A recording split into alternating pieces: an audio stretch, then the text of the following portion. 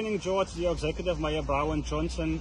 I am here at the corner of Knysna and Madiba Road, where we just received the call just after 7 tonight. We received the call that a sinkhole has developed here at Madiba Drive. And I firstly want to thank the members of the community who immediately jumped in and safeguarded the sinkhole. And thereafter, our teams responded as we received the call. And with me also is the MMC, Donovan Gultif, who will talk a bit more in terms of what has happened and what we have currently on the scene.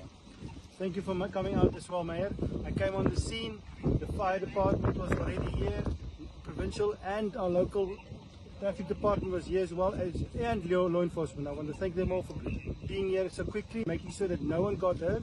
Yeah, as you can see, it's now spurred off, so no one can enter the site.